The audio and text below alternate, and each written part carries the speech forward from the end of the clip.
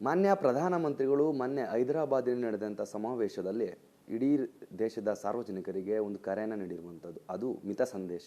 ಎಲ್ಲರೂ ಸಹ ಮಿತವಾಗಿ ಬಳಸಬೇಕು, ಅದರಲ್ಲೂ ಚಿನ್ನವನ್ನು ಕೊಂಡುಕೊಳ್ಳುವುದು ಕಡಿಮೆ ಮಾಡಬೇಕು, ಪೆಟ್ರೋಲ್ ಕಡಿಮೆ ಬಳಸಬೇಕು, ಈ ರೀತಿಯಾದಂಥ ಒಂದಿಷ್ಟು ಮಿತವಾದ ಬದುಕನ್ನು ಸಾಗಿಸ್ಬೇಕಂತ ನರೇಂದ್ರ ಮೋದಿಯವರು ಕರೆ ಕೊಟ್ಟಿದ್ದಾರೆ. ಆದರೆ ಇದರ ಮುಂದಿನ ಅರ್ಥ ಏನು, ಇದರ ಒಳತಿರುವೇನು, ದೇಶದಲ್ಲಿ ಆರ್ಥಿಕ ಬಿಕ್ಕಟ್ಟಾಗಿದೆಯಾ, ಇದರ ಬಗ್ಗೆ ಮುಂದಿನ ದಿನಗಳಲ್ಲಿ ಏನಾದರೂ ಡಾಲರ್ಸ್ ರೇಟ್ ಇನ್ನೂ ಜಾಸ್ತಿ ಆಗುತ್ತಾ, ಇದರ ಬಗ್ಗೆ ಸಂಪೂರ್ಣವಾಗಿ ಮಾತಾಡಲಿಕ್ಕೆ ನಮ್ಮ ಜೊತೆ ಆಗಿರುವಂಥ ರುದ್ರಮೂರ್ತಿ ಅವರು ಇದ್ದಾರೆ. ಅವ್ರನ್ನ ಮಾತಾಡಿಸ್ತಾ ಹೋಗ್ತಾನೆ. ಸರ್, ಪ್ರಮುಖವಾಗಿ ಯುದ್ಧ ಪ್ರಾರಂಭವಾಗಿ ಎರಡು ತಿಂಗಳು 3 ತಿಂಗಳು ಆಗ್ತಾ ಬಂತು.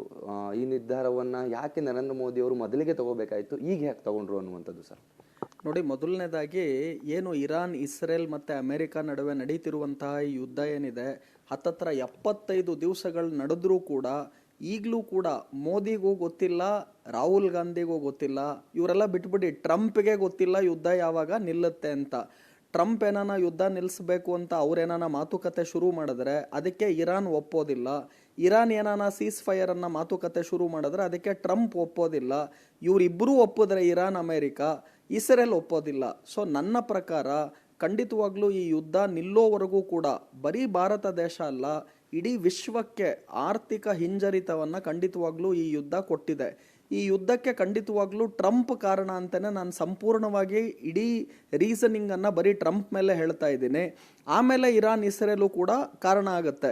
ಸೊ ಆದರೆ ಯುದ್ಧ ಎಲ್ಲೋ ನಡೀತಾ ಇದ್ರು ಭಾರತ ದೇಶದ ಮೇಲೆ ಯಾಕಿದು ಪರಿಣಾಮ ಬೀರ್ತಾ ಇದೆ ಅಂದರೆ, ಕಚ್ಚಾ ತೈಲದ ಬೆಲೆಗಳು ಅಂತಾರಾಷ್ಟ್ರೀಯ ಮಾರುಕಟ್ಟೆಯಲ್ಲಿ ಕೇವಲ $60 ಪ್ರತಿ ಬ್ಯಾರಲ್ಗೆ 3 ತಿಂಗಳು ಹಿಂದೆ ಇತ್ತು. ಇವಾಗ ಅದು $105ರಿಂದ $110 ಪ್ರತಿ ಬ್ಯಾರಲ್ಗೆ ಕಚ್ಚಾ ತೈಲ ತಲುಪಿದೆ. ಸೊ ಈ ಯುದ್ಧದ ಎಫೆಕ್ಟಿಂದಾಗಿ ಏನಾಗಿದೆ ಅಂದರೆ, ಕಚ್ಚಾ ತೈಲದ ಬೆಲೆಗಳು ಹತ್ತತ್ರ 80%ಇಂದ 100% ಏರಿಕೆಯನ್ನು ಕೇವಲ 3 ತಿಂಗಳಲ್ಲಿ ಕಾಣ್ತಾ ಇದ್ದೀವಿ. ಯಾವಾಗ ಕಚ್ಚಾ ತೈಲದ ಬೆಲೆಗಳು ಅಂತಾರಾಷ್ಟ್ರೀಯ ಮಾರುಕಟ್ಟೆಯಲ್ಲಿ ಈ ಥರ ಗಗನಕ್ಕೇರುತ್ತೋ ಅವಾಗ ಖಂಡಿತವಾಗ್ಲೂ ಭಾರತ ದೇಶ ಏನು ಕಚ್ಚಾ ತೈಲವನ್ನು ಎಸ್ಪೆಷಲಿ ಜಾಸ್ತಿ ಆಮದು ಮಾಡ್ಕೊಳುತ್ತೆ, ನಮಗೆ ಇದು ನೆಗೆಟಿವ್ ಇಂಪ್ಯಾಕ್ಟನ್ನು ಕೊಡುತ್ತೆ. ರೂಪಾಯಿನ ಮೌಲ್ಯದ ಕುಸಿತಕ್ಕೂ ಕೂಡ ಖಂಡಿತವಾಗ್ಲೂ ಕಾರಣ ಆಗುತ್ತೆ. $1 ಏನು ಹತ್ತತ್ರ $80, $82 ಇತ್ತು, ಇವಾಗ $1 $95.50 ಆಗಿದೆ. ಸೊ ಮುಖ್ಯವಾಗಿ ಯಾವಾಗ ಈ ಯುದ್ಧದಿಂದ ಅಂತಾರಾಷ್ಟ್ರೀಯ ಮಾರುಕಟ್ಟೆಯಲ್ಲೂ ಕೂಡ ಖಂಡಿತ ತೊಂದರೆ ಇದೆ. ನಮಗೆ ಜಾಸ್ತಿ ತೊಂದರೆ ಯಾಕೆ ಅಂದರೆ, ಒಂದು ಕಚ್ಚಾ ತೈಲದ ಆಮದು, ಎರಡನೇದು ಚಿನ್ನದ ಆಮದು. ಭಾರತ ದೇಶ ಕಳೆದ ವರ್ಷ ಹತ್ತತ್ರ $72 ಬಿಲಿಯನ್ ಚಿನ್ನವನ್ನು ಆಮದು ಮಾಡಿಕೊಂಡಿದೆ. ಅಂದರೆ 700 ಟನ್ಗಳ ಚಿನ್ನವನ್ನು ನಾವು ಆಮದು ಮಾಡಿಕೊಂಡಿದ್ದೀವಿ. ಚಿನ್ನ ಯಾವಾಗಲೂ ಕೂಡ ನಾನ್ ಎಸೆನ್ಷಿಯಲ್ ಕಮಾಡಿಟಿ, ಅಂದರೆ ಚಿನ್ನ ಇಲ್ಲದಿದ್ರೂ ಕೂಡ ಜೀವನ ನಡೆಯುತ್ತೆ. ಅದೇ ನಿಮಗೆ ಕಚ್ಚಾ ತೈಲ ಇಲ್ಲ ಅಂದರೆ ಕಾರ್ಖಾನೆಗಳಾಗಿರ್ಬೋದು, ವಾಹನಗಳಾಗಿರ್ಬೋದು, ಈ ಥರ ಅನೇಕ ಜನಕ್ಕೆ ಖಂಡಿತವಾಗ್ಲೂ ಕಚ್ಚಾ ತೈಲ ಬೇಕೇ ಬೇಕಾಗತ್ತೆ. ಹಾಗಾಗಿ ನರೇಂದ್ರ ಮೋದಿ ಅವರು ಹೈದರಾಬಾದಲ್ಲಿ ಮೊದಲನೇದಾಗಿ ಸೂಚನೆಗಳನ್ನು ಕೊಟ್ಟರು. ಏನಂತ? ಕಚ್ಚಾ ತೈಲವನ್ನು ಮಿತವಾಗಿ ಬಳಸ್ರಿ, ಚಿನ್ನವನ್ನು ಖಂಡಿತ ಖರೀದಿ ಮಾಡೋದು ಬೇಡ, ಇನ್ನೊಂದು ವರ್ಷಕ್ಕೆ ಅದನ್ನು ಮುಂದೂಡಿ. ಅದೇ ಥರ ಏನು ವಿದೇಶಿ ಫಾರಿನ್ ಟೂರ್ಸ್ಗಳನ್ನು ಮಾಡ್ತೀರಾ, ವಿದೇಶಿ ಸಂಚಾರಗಳನ್ನು ಮಾಡ್ತೀರಾ, ದುಂಡು ವೆಚ್ಚಗಳನ್ನು ಮಾಡ್ತೀರಾ, ಇದನ್ನೆಲ್ಲ ಮಾಡಬೇಡಿ. ಯಾಕಂದರೆ ನೀವು ಕಚ್ಚಾ ತೈಲದ ಆಮದಾಗಿರ್ಬೋದು, ಚಿನ್ನದ ಆಮದಾಗಿರ್ಬೋದು, ಅಥವಾ ವಿದೇಶಿ ಪ್ರಯಾಣ ಆಗಿರ್ಬೋದು, ಇದು ಎಲ್ಲದಕ್ಕೂ ಡಾಲರ್ಗಳಲ್ಲೇ ನಾವು ಪೇಮೆಂಟನ್ನು ಕೊಡಬೇಕು.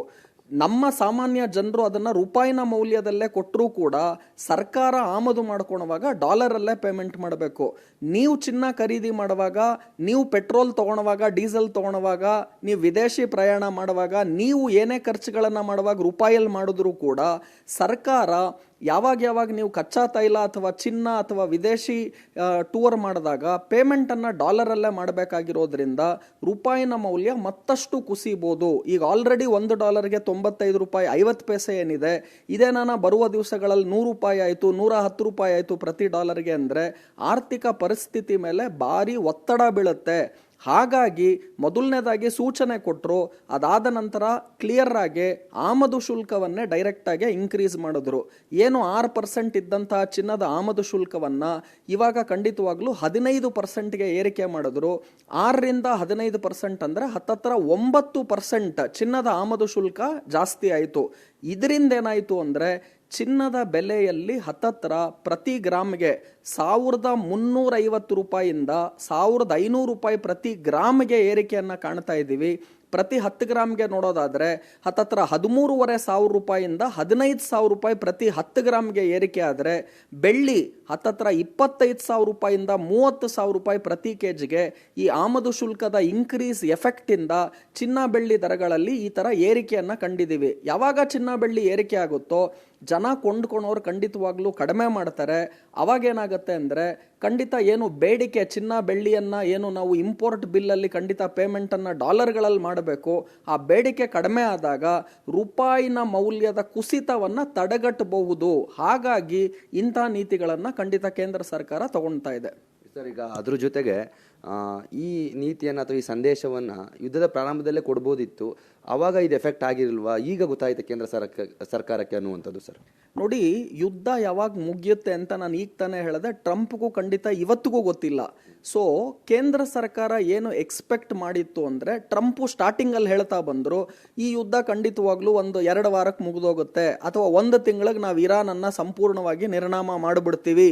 ಈ ತರ ಏನ್ ಟ್ರಂಪ್ ಹೇಳ್ಕೊಂಡು ಬರ್ತಾ ಇದ್ರು, ಇರಾನ್ ಇಷ್ಟೊಂದು ಪ್ರತಿಯುತ್ತರ ಕೊಡುತ್ತೆ ಅನ್ನೋದು ಖಂಡಿತವಾಗ್ಲೂ ಅಮೆರಿಕ ಕನಸಿನಲ್ಲೂ ಊಹಿಸಿರ್ಲಿಲ್ಲ. ಸೊ ಯಾವಾಗ ಇರಾನಿನ ಪ್ರತಿ ಉತ್ತರ ತುಂಬಾ ಜೋರಾಗಿತ್ತು, ಅದರ ಜೊತೆಗೆ ಇಸ್ರೇಲು ಅಮೆರಿಕಾನೇ ಅವರಿಬ್ಬರ ನಡುವೆ ಇದ್ದಂತಹ ಏನು ಒಂದು ಸ್ಟ್ರೆಂತ್ ಅಥವಾ ಒಟ್ಟಾರೆ ಅವ್ರು ಏನು ಇಬ್ಬರನ್ನು ಮಾತು ಕೇಳ್ತಾ ಇದ್ರು, ಇವಾಗ ಅವ್ರ ಇಬ್ಬರ ನಡುವೆನೆ ಇರಾನ್ ಹೇಳೋದನ್ನ ಖಂಡಿತ ಇಸ್ರೇಲು ಕೇಳಲ್ಲ, ಅಮೆರಿಕಾನು ಕೇಳಲ್ಲ. ಅಮೆರಿಕ ಇರಾನ್ ಹೇಳಿದ್ದನ್ನ ಇಸ್ರೇಲ್ ಕೇಳಲ್ಲ, ಇರಾನ್ ಅಮೆರಿಕ ಹೇಳಿದ್ದನ್ನ ಖಂಡಿತವಾಗ್ಲೂ ಇನ್ನೊಬ್ರು ಇಸ್ರೇಲ್ ಕೇಳಲ್ಲ. ಮಧ್ಯದಲ್ಲಿ ಈ ತರ ಇವ್ರು 3 ಜನದ ನಡುವೆನೆ ಕೂಡ ಗೊಂದಲ ಆಗಿದೆ. ಹಾಗೂ ರಷ್ಯಾ ಮತ್ತೆ ಚೈನಾನು ಕೂಡ ಇಂಡೈರೆಕ್ಟ್ ಆಗಿ ಇರಾನ್ಗೆ ಸಪೋರ್ಟ್ ಮಾಡೋದಕ್ಕೆ ಶುರು ಮಾಡಿದ್ರು. ಸೊ ಈ ಯುದ್ಧದ ಯಾವುದೇ ಒಂದು ಲಕ್ಷಣಗಳು ಯಾವಾಗ ನಿಲ್ಲುತ್ತೆ ಅನ್ನೋದು ಯಾರಿಗೂ ಕೂಡ ಗೊತ್ತಾಗ್ತಿರ್ಲಿಲ್ಲ. ನರೇಂದ್ರ ಮೋದಿ ಅವರು ಏನು ಯೋಚನೆ ಮಾಡಿದ್ರು ಅಂದ್ರೆ, ಖಂಡಿತ ಯುದ್ಧ ಬೇಗ ಮುಗಿದೋಗ್ಬೋದು, ನಾವೇನು ಪೆಟ್ರೋಲ್ ಡೀಸೆಲ್ ದರಗಳ ಏರಿಕೆ ಮಾಡೋದಾಗ್ಲಿ, LPG ಏರಿಕೆ ಮಾಡೋದಾಗ್ಲಿ, ಅಥವಾ ಚಿನ್ನದ ಆಮದನ್ನ ನಿಲ್ಲಿಸ್ರಿ ಅಂತ ಹೇಳೋದಾಗ್ಲಿ, ಇದೆಲ್ಲ ಯಾವುದು ಮಾಡೋದು ಬೇಕಾಗದೆ ಇರ್ಬೋದು, ಯುದ್ಧ ಬೇಗ ಮುಗಿಬೋದು ಅನ್ನುವ ಒಂದು ನಿರೀಕ್ಷೆ ಖಂಡಿತವಾಗ್ಲೂ ನರೇಂದ್ರ ಮೋದಿ ಅವರ ಬಳಿ ಇರ್ಬೋದಿತ್ತು. ಆದರೆ ಜನ ಆಲ್ರೆಡಿ ಖಂಡಿತವಾಗ್ಲೂ ಈ ಎಲ್ಲ ವಿಚಾರಗಳನ್ನು ನೋಡೋದಾದರೆ ನಮ್ಮ ಇಂಡಿವಿಜುವಲ್ ಫ್ಯಾಮಿಲಿ ಮತ್ತು ಬಜೆಟನ್ನು ಕೂಡ ನಾವು ಪ್ಲ್ಯಾನ್ ಮಾಡಬೇಕು. ಅದರ ಜೊತೆಗೆ ದೇಶದ ಬಜೆಟನ್ನು ಕೂಡ ನಾವು ಪ್ಲ್ಯಾನ್ ಮಾಡಬೇಕಾಗತ್ತೆ. ಈಗ ನರೇಂದ್ರ ಮೋದಿ ಅವರು ಲೇಟಾಗಿ ಕರೆ ಕೊಟ್ರ ಅನ್ನೋದಕ್ಕೆ ಬದಲಾಗಿ ನಾವು ಖಂಡಿತವಾಗ್ಲೂ ಎಚ್ಚೆತ್ತುಕೋಬೇಕು. ಆಮೇಲೆ ಈಗಲೂ ಕೂಡ ಅನೇಕ ಜನ ಈ ಗೈಡ್ಲೈನ್ಸನ್ನು ಫಾಲೋ ಮಾಡದೇ ಇರ್ಬೋದು. ಆಮೇಲೆ ಏನಾಗುತ್ತೆ, ಇನ್ನು ಮುಂದಿನ ದಿನಗಳಲ್ಲಿ ನೀವು ಫಾಲೋ ಮಾಡಲಿಲ್ಲ ಅಂದರೆ ಪ್ರತಿ ಡಾಲರ್ ಏನಾನ 110 ರೂಪಾಯಿ 120 ರೂಪಾಯಿಗೆ ಹೋದರೆ, ಕಚ್ಚಾ ತೈಲ ಏನಾನ ಅಂತಾರಾಷ್ಟ್ರೀಯ ಮಾರುಕಟ್ಟೆಯಲ್ಲಿ ಇನ್ನಷ್ಟು ಜಾಸ್ತಿ ಆದರೆ ಅವಾಗ ಏನಾಗುತ್ತೆ ಅಂದರೆ ನಮಗೆ ಪೆಟ್ರೋಲ್ ಡೀಸೆಲ್ ದರಗಳು ಭಾರಿ ಪ್ರಮಾಣದ ಏರಿಕೆಯನ್ನು ಕಾಣಬೇಕಾಗತ್ತೆ. ಅವಾಗ ನೀವು ಲೀಟ್ರಿಗೆ 150 ರೂಪಾಯಿ 200 ರೂಪಾಯಿ ಪ್ರತಿ ಲೀಟ್ರಿಗೆ ಪೆಟ್ರೋಲ್ ಡೀಸೆಲ್ ಅನ್ನ ಪೇ ಮಾಡಿಬಿಟ್ಟು ನೀವು ತಗೋಬೇಕಾಗತ್ತೆ. ಹಾಗೂ ಬರೀ ಕಚ್ಚಾ ತೈಲದ ಬೆಲೆಗಳಲ್ಲ, ಇದರಿಂದ ಏನಾಗುತ್ತೆ, ನೆಕ್ಸ್ಟ್ ಫುಡ್ ಇನ್ಫ್ಲೇಷನ್ ಸ್ಟಾರ್ಟ್ ಆಗುತ್ತೆ. ಅಂದರೆ ದಿನನಿತ್ಯ ಬಳಸುವಂಥ ವಸ್ತುಗಳ ಬೆಲೆಗಳು ಕೂಡ ಏರಿಕೆ ಆಗುತ್ತೆ. ಸೊ ಹಾಗಾಗಿ ತುಂಬ ಲೇಟಾಗಿ ನರೇಂದ್ರ ಮೋದಿ ಅವರಿಂಥ ಡಿಸಿಷನ್ ತಗೊಂಡ್ರು ಅಂತ ಹೇಳೋ ಬದಲಾಗಿ ಅವ್ರು ಖಂಡಿತವಾಗ್ಲೂ ಯುದ್ಧ ಬೇಗ ನಿಲ್ಲಬಹುದು, ಹಾಗೂ ಇದರ ಪರಿಣಾಮ ಸಾಮಾನ್ಯ ಜನರ ಮೇಲೆ ಹಾಕೋದು ಬೇಡ ಅಂತ ಅವರು ಎಷ್ಟೊಂದು ಸಲ ಆಯಿಲ್ ಮಾರ್ಕೆಟಿಂಗ್ ಕಂಪನಿಗಳೇ ನಷ್ಟ ಮಾಡಿಕೊಂಡ್ರು ಪರವಾಗಿಲ್ಲ ಅಂತ 10,000 ಕೋಟಿ ರೂಪಾಯಿಗಳು ಪ್ರತಿ ದಿವಸ ಆಯಿಲ್ ಮಾರ್ಕೆಟಿಂಗ್ ಕಂಪನೀಸ್ಗಳಿಗೆ ಇವತ್ತು ಕಚ್ಚಾ ತೈಲದ ಬೆಲೆಗಳ ಅಂತಾರಾಷ್ಟ್ರೀಯ ಮಾರುಕಟ್ಟೆಯ ಬೆಲೆಗಳ ಏರಿಕೆಯಿಂದ ನಷ್ಟ ಆಗ್ತಾ ಇದೆ. ಅದು ಪೆಟ್ರೋಲ್ ಡೀಸೆಲ್ ದರಗಳಿಂದ ಏರಿಕೆ ಆಗಿರ್ಬೋದು, ಹಾಗೂ LPG ಇಂದ 600ರಿಂದ 700 ಕೋಟಿ ರೂಪಾಯಿಗಳು ಪ್ರತಿ ದಿವಸ ನಷ್ಟ ಆಯಿಲ್ ಮಾರ್ಕೆಟಿಂಗ್ ಕಂಪನೀಸ್ಗಳಿಗೆ ಆಗ್ತಾ ಇದೆ. ಸೊ ಹಾಗಾಗಿ ಇವಾಗ ಕೇಂದ್ರ ಸರ್ಕಾರಕ್ಕೆ ಬೇರೆ ಏನೂ ಆಪ್ಷನ್ ಇಲ್ಲ, ಸಾಮಾನ್ಯ ಜನರ ಮೇಲೆ ಖಂಡಿತವಾಗ್ಲೂ ಈ ಹೊರೆಯನ್ನು ಕೊಡಬೇಕಾಗತ್ತೆ. ಹಾಗಾಗಿ ಹಂತವಾಗಿ ಈ ಹೊರೆಯನ್ನು ಕೊಡ್ತಾ ಇದ್ದಾರೆ. ಸೊ ಮೊದಲನೇದಾಗಿ ಇವಾಗ ಚಿನ್ನ ಬೆಳ್ಳಿ ದರಗಳಲ್ಲಿ ಏನು ಕಸ್ಟಮ್ ಡ್ಯೂಟಿ ಅಥವಾ ಆಮದು ಶುಲ್ಕವನ್ನು ಇನ್ಕ್ರೀಸ್ ಮಾಡಿದ್ರು, ಮುಂದಿನ ದಿನಗಳಲ್ಲಿ ಪೆಟ್ರೋಲ್ ಡೀಸೆಲ್ ದರಗಳ ಏರಿಕೆಯನ್ನು ಕೂಡ ಹಂತವಾಗಿ ಮಾಡ್ತಾರೆ. ಯುದ್ಧ ಬೇಗ ನಿಂತಷ್ಟು ಕೂಡ ಈ ಎಲ್ಲ ಪ್ರಾಬ್ಲಮ್ಗಳಿಗೆ ಸೊಲ್ಯೂಷನ್ ಸಿಗುತ್ತೆ ಅನ್ನೋದನ್ನು ಕೂಡ ಹೇಳ್ತೀನಿ. ಅದ್ರ ಜೊತೆಗೆ ಮತ್ತೇನಾದರೂ ಕೊರೋನಾದ ಸ್ಥಿತಿ ಬರುತ್ತೆ ಅಥವಾ ಮಾರುಕಟ್ಟೆ ಏನು ಕುಸಿತ ಆಗುವಂಥದ್ದು ಎಲ್ಲ ಸಂಪೂರ್ಣವಾಗಿ ಅದು ನಾವು ತರಕಾರಿ ಮಾರುಕಟ್ಟೆಯಿಂದ ಹಿಡಿದು ಷೇರು ಮಾರುಕಟ್ಟೆ ಎಲ್ಲವೂ ಕುಸಿತ ಆಗುವಂಥ ಸಾಧ್ಯತೆಗಳಿದೆಯಾ ಅಂತ? ನೋಡಿ, ಕೊರೋನಾ ಸ್ಥಿತಿ ಏನಿತ್ತು ಅಂದರೆ ಅದು ಹೆಲ್ತ್ಗೋಸ್ಕರ ಹಾಗೂ ಅವಾಗ ತಂದಂತಹ ಕೇಂದ್ರ ಸರ್ಕಾರದ ನೀತಿಗಳೇನಿತ್ತು ಅದು ಮೇಯ್ನ್ ಆಗಿ ಕ್ವಾರಂಟೈನ್ ಆಗಿರ್ಬೋದು, ಅಥವಾ ಡಿಸ್ಟೆನ್ಸ್ ಮೇಂಟೈನ್ ಮಾಡಿ ಅಂತಾಗಿರ್ಬೋದು, ಅಥವಾ ಅವಾಗ ತಗೊಂಡಂತಹ ವರ್ಕ್ ಫ್ರಮ್ ಹೋಮ್ ಮಾಡಿ ಅಂತಾಗಿರ್ಬೋದು, ಈ ಎಲ್ಲ ನೀತಿಗಳೇನಿತ್ತು ಕೊರೋನಾ ಟೈಮಲ್ಲಿ ಅದು ಹೆಲ್ತಿಗೋಸ್ಕರ, ಆರೋಗ್ಯಕ್ಕೋಸ್ಕರ, ಈ ಕೊರೋನಾ ಹರಡದೇ ಇರೋದಕ್ಕೋಸ್ಕರ ಏನೇನು ಮಾಡಬೇಕು ಅದನ್ನು ಮಾಡಿದ್ರು.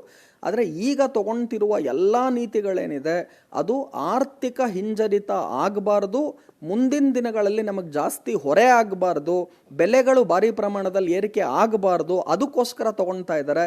ಆದರೆ ಕೊರೋನಾನ ಇದನ್ನು ಕಂಪೇರ್ ಮಾಡೋದು ಖಂಡಿತವಾಗ್ಲೂ ನನ್ನ ಪ್ರಕಾರ ಸರಿ ಇಲ್ಲ. ಯಾಕಂದರೆ ಆವಾಗ ಹೆಲ್ತ್ ರೀಸನ್ ಆಗಿತ್ತು, ಆದರೆ ಇವಾಗಿದು ಆರ್ಥಿಕ ಪರಿಸ್ಥಿತಿಯಿಂದ ನಾವು ಮೇಲ್ ಬರೋದಕ್ಕೆ ಇನ್ನೂ ಏನೇನು ಮಾಡ್ಬೋದು ಆ ನೀತಿಗಳನ್ನು ತಗೊಳ್ತಾ ಇದ್ದಾರೆ. ಎಸ್, ಇದಿಷ್ಟು ಆರ್ಥಿಕ ತಜ್ಞರಾಗಿರುವಂಥ ರುದ್ರಮೂರ್ತಿ ಅವರ ಮಾತುಗಳಾಯಿತು. ಕ್ಯಾಮ್ರಾ ಪರ್ಸನ್ ನಾಗರಾಜ್ ಜೊತೆ ಸುಮನ್, ಏಷ್ಯಾನೆಟ್ ಸುವರ್ಣ ನ್ಯೂಸ್, ಬೆಂಗಳೂರು.